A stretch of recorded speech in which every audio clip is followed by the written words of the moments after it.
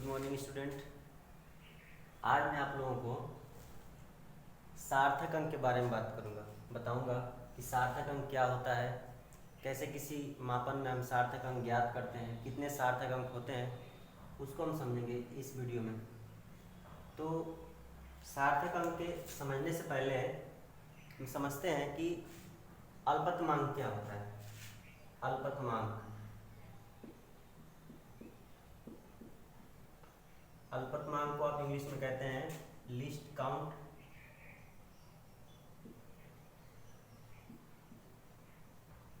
Least count या least value.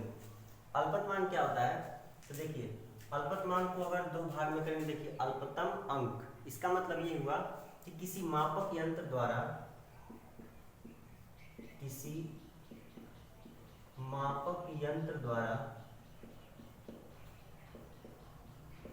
मापी जा सकने वाली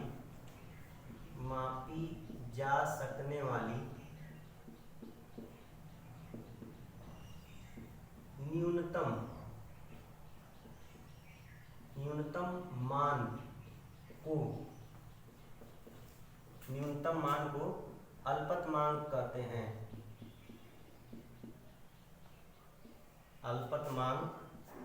हैं। जैसे मान लीजिए आपके पास जो छोटी सी स्केल होती है जो 15 सेंटीमीटर की होती है और इंच में अगर बोले तो 6 इंच की होती है। तो मान लीजिए कि आपके जो यहाँ पे जीरो होगा 1 2 3 4 5 6 7 8 9 10 11 12 13 14 15, ये यहाँ तक आपका स्केल आ रहा है 15 सेंटीमीटर तक। ठीक है, यहाँ मैंने लिख दिया।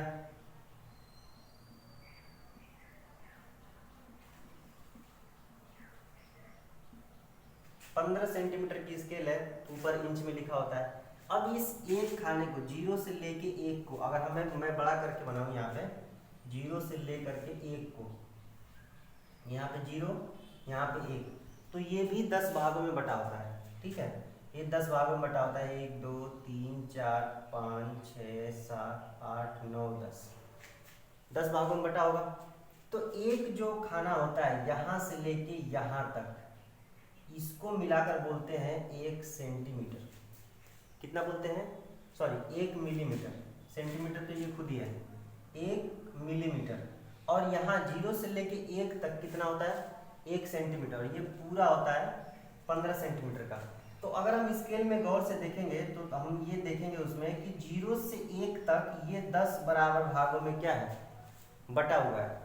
तो इसका अल्पतमांक कितना हो गया, 1 mm। मतलब ये कम से कम कितना माप सकता है स्केल, 1 mm लंबाई माप सकता है। अगर आपको 0.5 mm मापना होगा तो आप एग्जैक्ट नहीं माप सकते, क्योंकि इस अगर जो 1 mm का है, मतलब इसमें अगर 10 भाग करें तो उसका आधा भाग, तो वो आप इस स्केल से नहीं नाप सकते, उसके लिए अलग स्केल होता है। तो हम ये जो सामान्य स्केल होती है, जो सामान्य पैमाना होता है, इसके द्वारा हम कम से कम कितना नाप सकते हैं, 1 mm। तो ये इस स्केल का अल्पतमांक कितना हो जाएगा, 1 mm या 1 मिलीमीटर। तो यही होता है अल्पतमांक कि किसी मापक यंत्र द्वारा कम से कम कितना नापा जा सके, कम से कम, और वो भी शुद्ध नापा। ऐसा नहीं कि 0.5 नापना हो तो आप ऐसे कर सकते हैं कि सर यहाँ से यहाँ तक 1 mm है, उसके बीच में कर देंगे, आधा हो जाएगा, लेकिन वो एग्जैक्ट नहीं होगा, वो शुद्ध नहीं होगा। या तो आप 0.4 कर देंगे या तो 0.6 कर देंगे।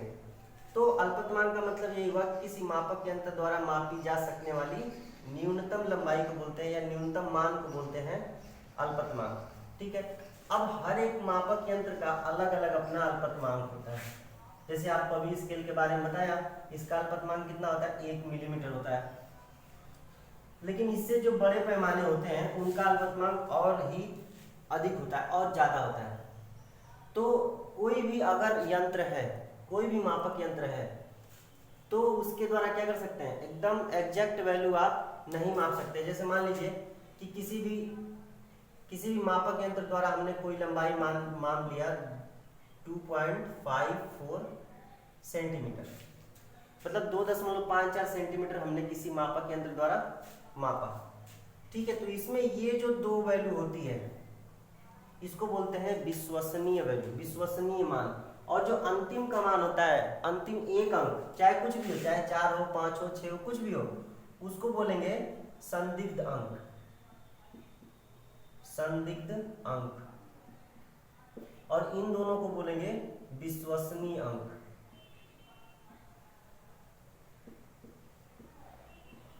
विश्वसनीय अंक। और सार्थक अंक क्या होगा? तो विश्वसनीय अंक और संदिग्ध अंक दोनों को सम्मिलित रूप से क्या कहते हैं? सार्थक अंक कहते हैं। बात समझ में आ गई? मतलब आप कोई भी वैल्यू है, मान लीजिए 2.5 लिख करके लिख दिया हो 75.25, तो ये 3 अंक क्या हो जाएगा? विश्वसनीय अंक हो जाएगा। और ये जो 5 है ये क्या हो जाएगा? संदिग्ध अंक हो जाएगा। मतलब कोई भी मान दिया हो आपको, अंतिम का एक अंक होता है संदिग्ध अंक और उसके पहले के जितने अंक होते हैं सब क्या होते हैं? सब होते हैं विश्वसनीय अंक। तो इसकी परिभाषा हम कैसे लिखेंगे? सार्थक अंक की परिभाषा कैसे लिखेंगे? देखिए, किसी मान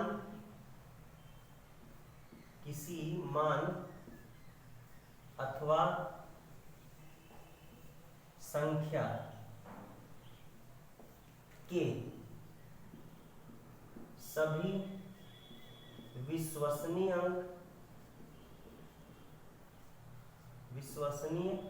एवं संदिग्ध अंकों को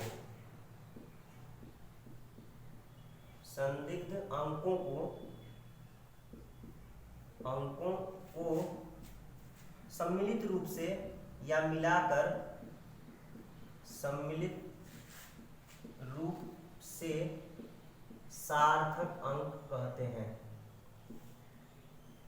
सार्थक अंक कहते हैं।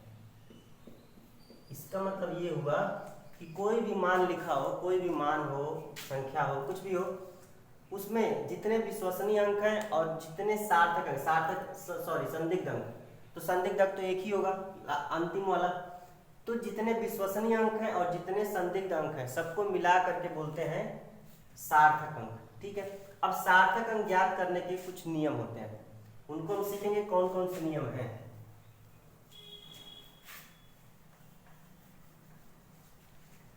तो हेडिंग होगी सार्थक अंक ज्ञात करने के नियम।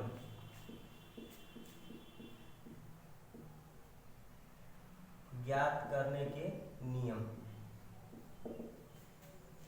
कुछ 7-8 नियम हैं, उन नियमों को हम समझेंगे, उदाहरण के साथ समझेंगे और अच्छे से क्लियर हो जाएगा।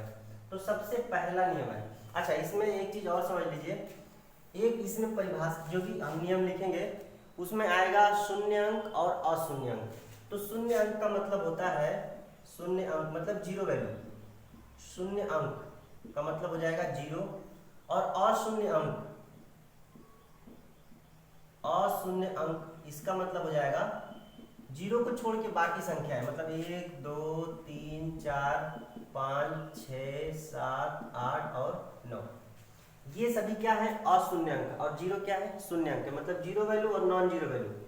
तो जब भी कभी भी जीरो वैल्यू का बात करेंगे तो जीरो समझेंगे, और नॉन जीरो वैल्यू की बात करेंगे तो 1 से लेकर 9 तक कोई भी संख्या होगी। तो सबसे पहला नियम यही है कि किसी संख्या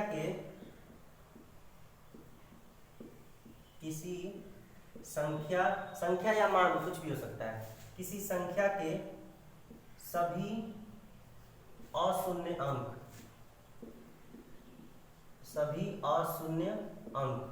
अशून्य का मतलब 1 2 3 कहाँ तक? 9 तक, सभी अशून्य अंक सार्थक अंक होते हैं।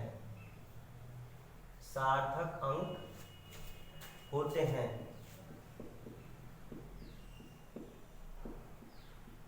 जैसे मान लीजिए कोई संख्या है, मान लीजिए लिखा है 2528, इसमें कोई भी शून्य नहीं है, सभी अशून्य अंक हैं। कितने अंक हैं? देखिए 1 2 3 4, टोटल कितने हैं? तो इसमें क्या होगा? इसमें सार्थक अंकों की संख्या, सार्थक अंकों की संख्या कितनी हो जाएगी? 4। 4 वैल्यू नहीं, 1 2 3 4 काउंटिंग करेंगे, गिनेंगे कितनी वैल्यू है 4। उसी तरीके से आप लिख लीजिए 532 अगर हम लिख रहे हैं, या और बढ़ा दीजिए, इतना कर दीजिए 53,224। इसमें सार्थक अंक कितने हो जाएंगे, सार्थक अंकों से क्या गिनिए 1 2 3 4 5, तो इसमें सार्थक अंक कितने हो जाएंगे 5 हो जाएंगे। तो इस तरह समझ में आया कि सभी अशून्य अंक क्या होते हैं, सार्थक अंक होते हैं। सिंपल है। नंबर दूसरा नियम देखिए, अशून्य अंकों के, नंबर दूसरा है अशून्य अंकों के बीच के सभी शून्य अंक, सभी शून्य अंक सार्थक अंक होते हैं। सभी अशून्य अंकों के बीच के, अशून्य अंकों के बीच के सभी शून्य अंक क्या होंगे, सार्थक अंक होंगे। जैसे एग्जांपल के तौर पे देखिए, एग्जांपल है आपका, जैसे लिखिए हमने लिख दिया 503, ठीक है ना। तो 503 में देखिए सार्थक अंक कितने हो जाएंगे, ये 5 और 3 क्या है, अशून्य अंक है, और 0 क्या है, शून्य अंक है। तो दो अशून्य अंकों के बीच के जितने भी शून्य होंगे सब क्या होंगे, सार्थक अंक में आएंगे। तो इसमें सार्थक अंकों की संख्या कितनी हो जाएगी, 1 2 और 3। इसमें देखिए सार्थक अंक कितने हो जाएंगे, 3 हो जाएंगे। तो सार्थक अंक 3 है। दूसरा एग्जांपल देखिए 4032, सॉरी हमने लिख दिया 40,032, तो ये हो जाएगा 40,032 में देखिए सार्थक अंक कितने हो जाएंगे, तो दो अशून्य अंक है, कौन, 4 और 3, और इसके बीच में 2 शून्य अंक है, लेकिन ये दोनों शून्य अंक क्या हो जाएंगे, सार्थक अंक कहलाएंगे, क्योंकि नियम कहता है कि दो अशून्य अंकों के बीच के सभी शून्य अंक क्या होते हैं, सार्थक अंक होते हैं। तो देखिए 1 2 3 4 और 5, तो सार्थक अंक कितने हो जाएंगे, सार्थक अंक हो जाएंगे 5, सार्थक अंक 5 है। कोई और एग्जांपल देख के समझ सकते हैं। मान लीजिए हमने लिख दिया 30205, ठीक है, 30,205। इसमें सार्थक अंक कितने हो जाएंगे बताइए, 1, ये भी सार्थक अंक होगा क्योंकि दो अशून्य अंक के बीच का अंक सार्थक अंक, और ये भी 0 जो होगा ये भी क्या होगा, सार्थक अंक में आएगा।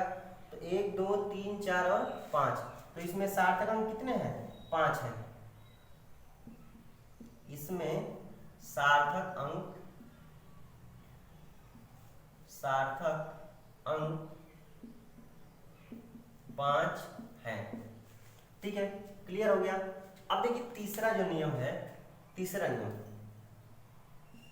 वो क्या होता है कि बिना दशमलव वाली संख्या में, मतलब जिस संख्या में दशमलव नहीं है, ठीक है, तो लिखते हैं पहले बिना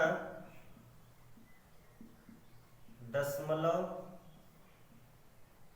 वाली संख्या में,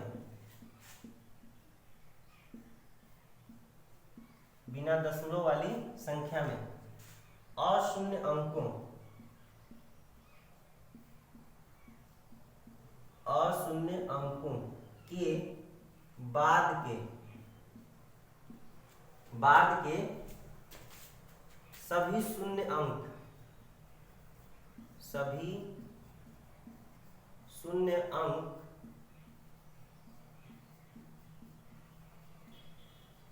सार्थक अंक नहीं होते हैं, सार्थक अंक नहीं होते हैं। एग्जाम्पल समझिए, हमने क्या लिखा, बिना दशमलव वाली संख्या में अशून्य अंकों के बाद के सभी शून्य अंक सार्थक अंक नहीं होते हैं। जैसे हमने लिख दिया 5 3 2 0, मतलब 5320। इसमें सार्थक अंक कितने हो जाएंगे बताइए, सार्थक अंक देखिए 5 3 और 2 तो अशून्य अंक है, ये सार्थक अंक होंगे ही होंगे, और इसमें दशमलव कहीं नहीं लगा है, तो इसका मतलब ये हुआ कि अशून्य अंकों के बाद के शून्य जो भी है वो सार्थक अंक में नहीं गिने जाएंगे। तो 0 को सार्थक अंक में नहीं गिनेंगे, इसका मतलब सार्थक अंक कितने हो जाएंगे, 5 3 और 2। तो टोटल इसमें सार्थक अंक कितने हैं, 1 2 और 3, तो 3 सार्थक अंक है, ठीक है ना। इसमें सार्थक अंक 3 है। कितने सार्थक हो जाएंगे? 3। दूसरा एग्जांपल देखिए, दूसरा एग्जांपल हमने लिख दिया 2 0 0 5 0 0। इसमें सार्थक अंक कितने हो जाएंगे बताइए? सार्थक अंक कितने होंगे? तो एक, ये 2 0 जो है ये दो अशून्य अंकों के बीच के शून्य है, इसका मतलब इन्हें सार्थक अंक में गिनती करेंगे। लेकिन ये जो 2 0 हैं ये सार्थक अंक नहीं होंगे, क्योंकि अशून्य अंक के बाद जितने शून्य होते हैं बिना दशमलव वाली संख्या में वो क्या होते हैं? सार्थक अंक नहीं होते हैं। तो इसका मतलब हुआ कि 1 2 3 और 4, इसमें सार्थक अंक कितने हैं? तो इसमें सार्थक अंक कितने हो जाएंगे? 1 2 3 4, 4 हैं। और ये जो बाद के 2 0 हैं इन्हें सार्थक अंक में हम गिनती नहीं करेंगे। ठीक है,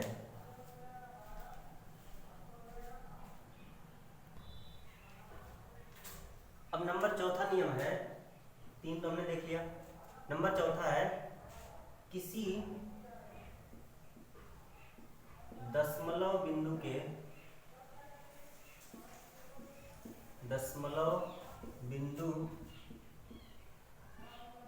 पहले, दशमलव बिंदु के बाईं ओर, ऐसे समझिए बाईं ओर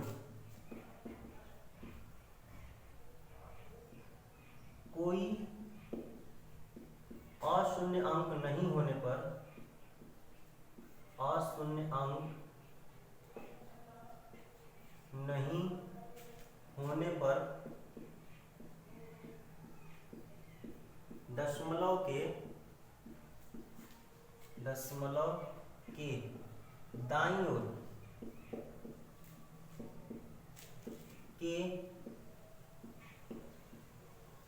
सभी शून्य अंक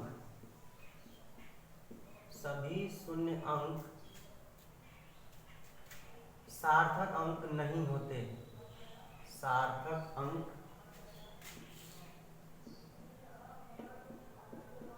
नहीं होते हैं। फिर समझिए, किसी दशमलव बिंदु के बाईं ओर कोई अशून्य अंक नहीं होने पर, इसका मतलब हमने क्या किया, यहाँ पे दशमलव लगाया और दशमलव के बाईं ओर मतलब पहले कोई अशून्य अंक नहीं होने पर, मतलब यहाँ पे 1 2 3 4 5 6 7 8 9 में से कुछ भी नहीं है, क्या है? शून्य अंक है, 0 है, तब दशमलव के दाईं ओर के सभी शून्य अंक सार्थक अंक नहीं होते हैं। जैसे एग्जाम्पल के तौर पे समझिए, मान लीजिए हमने लिख दिया 0.0025, तो दशमलव बिंदु के पहले कोई अशून्य अंक नहीं है, तो दशमलव बिंदु के बाद जितने शून्य अंक होंगे वो सार्थक अंक नहीं होंगे। इसका मतलब इसमें सार्थक अंक कितने हैं? इसमें सार्थक अंक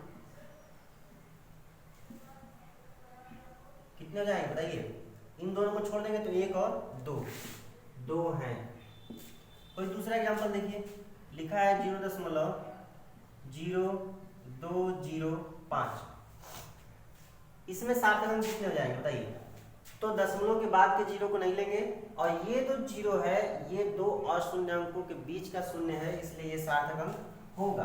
तो यहाँ पे लिखेंगे इसमें सार्थक अंक कितने हो जाएंगे? देखिए इसमें सार्थक अंक 1 2 और 3 हैं। तो हम समझ रहे हैं कि दशमलव बिंदु के पहले अगर कोई अशून्य अंक नहीं है, इसका मतलब शून्य अंक है, तो दशमलव बिंदु के बाद जितने शून्य मिलेंगे वो आपके सार्थक अंक नहीं होंगे। अगला नियम जो है नंबर 5वां, देखिए अब ये क्या होगा, यदि दशमलव बिंदु के पहले, दशमलव बिंदु के पहले कोई अशून्य अंक होने पर, अशून्य अंक होने पर दशमलव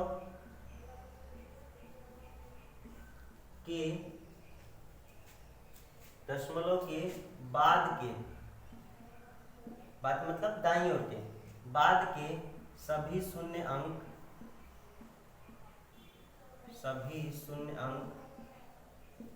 सार्थक अंक होते हैं, सार्थक अंक होते हैं। जैसे मान लीजिए हमने लिख दिया एग्जाम्पल में, लिखा है 5.0205, ठीक है। तो दशमलव बिंदु के पहले कोई अशून्यांक है, अशून्यांक होने पर दशमलव के बाद के सभी शून्यांक क्या होंगे, सार्थक अंक होंगे। इसका मतलब इसमें सार्थक अंक कितने हो जाएंगे, इसमें सार्थक अंक, देखिए ये सार्थक अंक होगा, ये भी होगा क्योंकि इसके पहले अशून्यांक है। तो 1 2 3 4 5 और ये शून्य सार्थक अंक क्यों होगा, क्योंकि दो अशून्यांकों के बीच में है। इसमें सार्थक अंक कितने हो जाएंगे, 5 है, ठीक है। सार्थक अंक कितने हैं, 5 है। दूसरा एग्जांपल देखिए, दूसरा एग्जांपल मान लीजिए हमने लिख दिया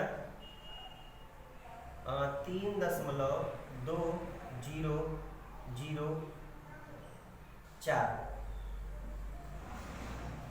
3.2004। इसमें सार्थक अंक कितने हो जाएंगे, तो देखिए 1 2 3 4 और 5।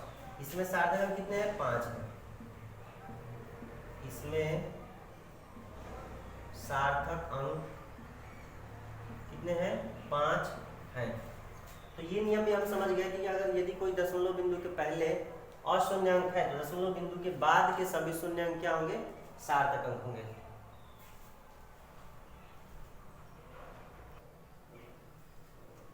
नंबर छठा है इसमें, ये तो हम सीख गए। नंबर छठा देखिए, किसी दशमलव बिंदु के दाईं ओर या बाद के, दशमलव बिंदु के दाईं ओर अशून्य अंकों के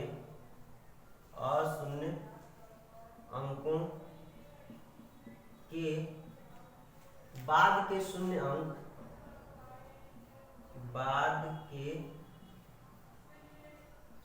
अंक, सार्थक अंक होते हैं, ठीक है। एग्जाम्पल देखिए, एग्जाम्पल है, क्या बोला है, किसी दशमलव बिंदु के दाईं ओर अशून्य अंकों के बाद के शून्य अंक क्या होते हैं, सार्थक अंक होते हैं। अगर हम लिख दिए 0.25 या ऐसे लिखिए 0.0250, इस तरह से अगर लिखा गया है तो इसमें सार्थक अंक कितने हो जाएंगे बताइए। दशमलव बिंदु के पहले अगर कोई अशून्य अंक नहीं है, देखिए दशमलव बिंदु के बाईं ओर कोई अशून्य अंक नहीं होने पर दशमलव बिंदु के दाईं ओर के सभी शून्य अंक क्या होंगे, सार्थक अंक नहीं होते। इसका मतलब इसके पहले अगर दशमलव बिंदु के पहले कोई अशून्य अंक नहीं है तो ये वाला जो 0 है ये सार्थक अंक नहीं होगा, तो इसको छोड़ देंगे। लेकिन अभी जो नियम बताया, किसी दशमलव बिंदु के दाईं ओर अशून्य अंकों के बाद के शून्य अंक क्या होते हैं, सार्थक अंक। दशमलव बिंदु के दाईं ओर अशून्य अंकों मतलब 2 और 5 के बाद के जो शून्य अंक आएंगे वो क्या होंगे, सार्थक अंक होंगे।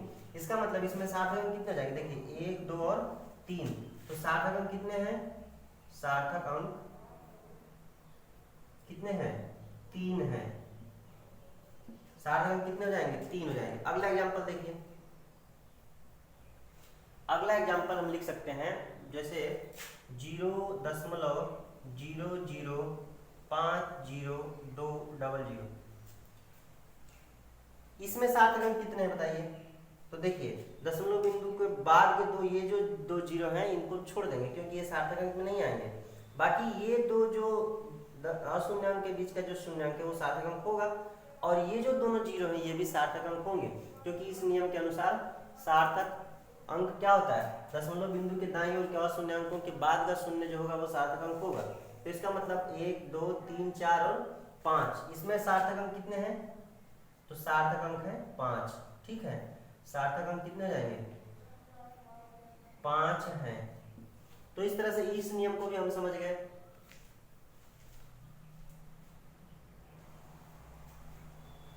नंबर 7वां है, देखिए 7वां नंबर है कि किसी संख्या में 10 की घात से गुणा कर देने पर उसके सार्थक अंकों के मान में कोई परिवर्तन नहीं होता है। जैसे मान लीजिए पहले लिख लें इस नियम को, तो किसी संख्या में 10 की घात से गुणा करने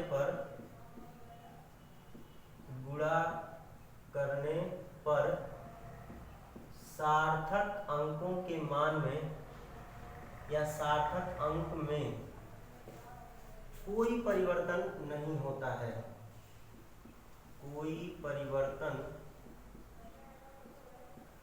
नहीं होता है। क्या कह रहा है?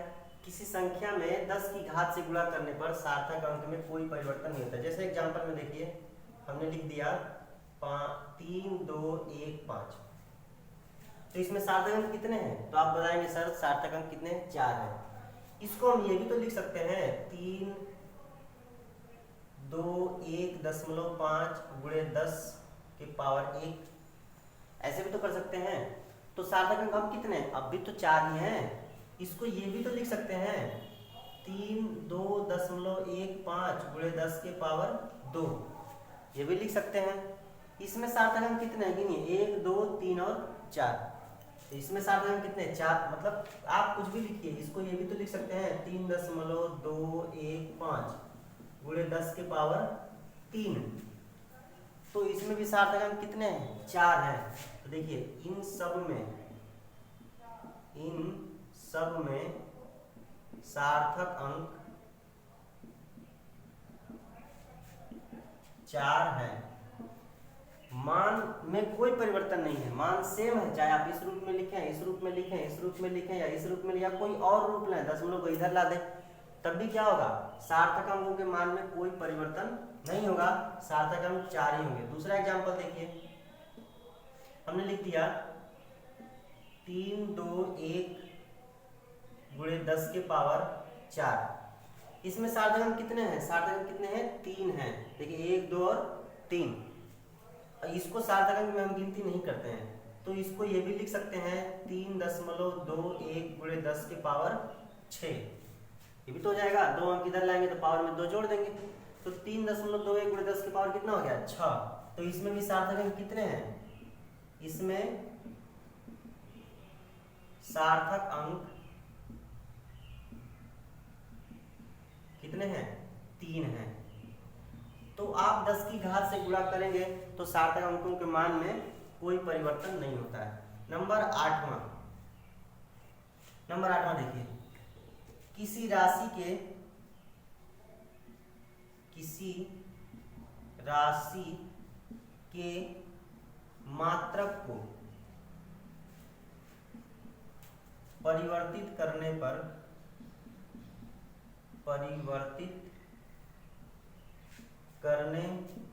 पर सार्थक अंक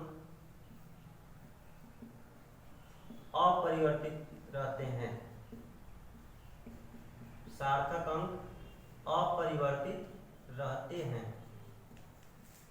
जैसे मान लीजिए हमने लिखा 5 सेंटीमीटर, ठीक है, 5 सेंटीमीटर, इसी को आप लिख सकते हैं 50 mm, लिख सकते हैं ना।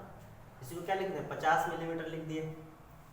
तो बताइए इसमें सार्थक अंक कितने हैं? एक ही तो है 5, और इसमें सार्थक अंक कितने हैं? वो भी एक ही है, क्योंकि हमने बताया था कि अगर किसी संख्या में दशमलव नहीं है, मतलब बिना दशमलव वाली संख्या में और शून्य अंकों के बाद के सभी शून्य अंक क्या होते हैं? सार्थक अंक नहीं होते हैं। तो 5 सेंटीमीटर या 50 मिलीमीटर या कुछ भी, कोई भी मात्रक में आप लिखें, तब भी सार्थक अंक कितने हैं? इसमें सार्थक अंक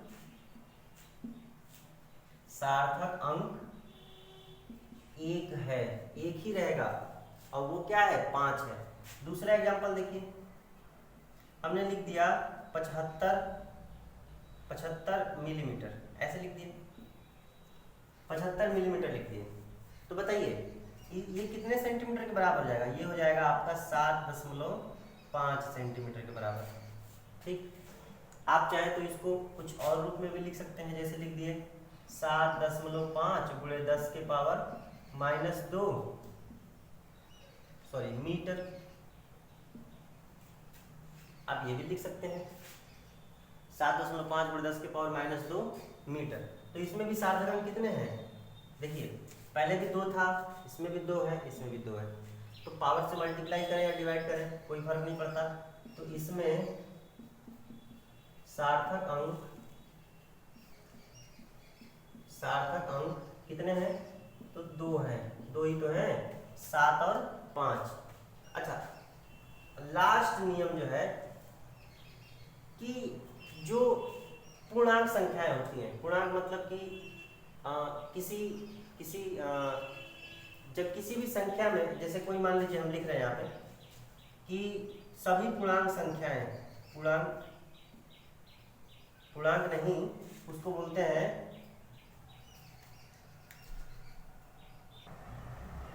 सभी यथार्थ संख्याओं में, समझाते हैं इसको अभी, यथार्थ संख्याओं में सार्थक अंक अनंत होते हैं,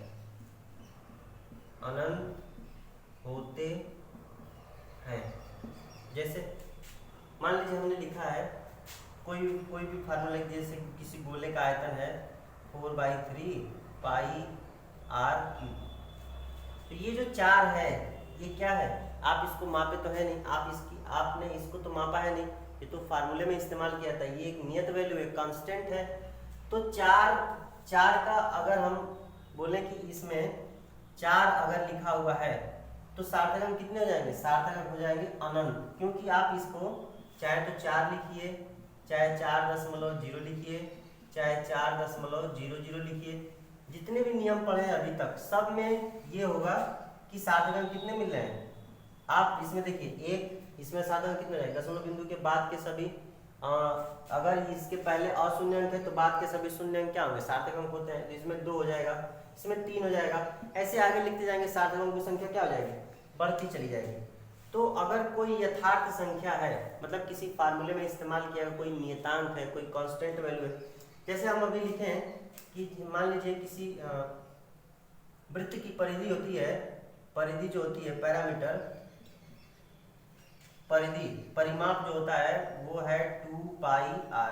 इसमें 2 भी क्या है, 2 को अगर आप सार्थक अंक में लिखें कि इसमें कितने सार्थक अंक हैं, तो इसमें सार्थक अंकों की संख्या कितनी हो जाएगी, अनंत हो जाएगी, क्योंकि 2 को आप इस रूप में भी लिख सकते हैं, चाहे जितना बड़ा लिखें। अच्छा, इसके साथ एक अलग से एक नोट करके लिखिए कि किसी वस्तु को अगर संख्या में बताएं कि कोई, जैसे मान लीजिए आपके पास 4 पेन है, 10 पेन है, 20 पेन है, 50 पेन है, तो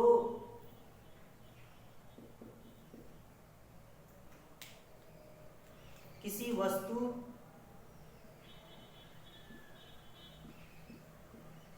की संख्या में सार्थक अंकों की संख्या, सार्थक अंकों की संख्या अनंत होती है।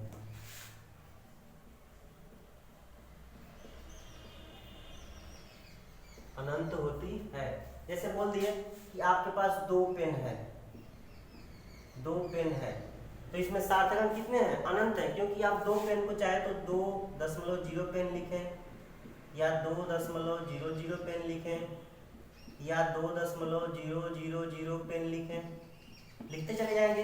आप दशमलव के बाद जितने भी शून्य अंक लगाएंगे, अगर इसके पहले अशून्य अंक है तो सब सार्थक अंक है। तो इसमें अगर पूछा जाए कि 2 पेन, 4 कलम, 4 कापी, 20 किताब, तो इस सब में क्या है, सार्थक अंकों की संख्या अगर पूछी जाए तो आप बोलेंगे इसमें सार्थक अंकों की संख्या कितनी है, अनंत है। तो इस तरह से हमने सार्थक अंक के सभी नियम पढ़ लिए, सब कुछ समझ लिया एग्जाम्पल के तौर पे। अब आपकी बुक में जितने भी एग्जाम्पल्स दिए हुए हैं सार्थक अंकों से संबंधित, आप उन्हें हल करें और उसको और अच्छे से समझें। तो सार्थक अंकों के नियम ज्ञात करना, सार्थक अंकों ज्ञात करने का नियम हमने सीखा। ठीक है, तो आज के लिए बस इतना ही। धन्यवाद।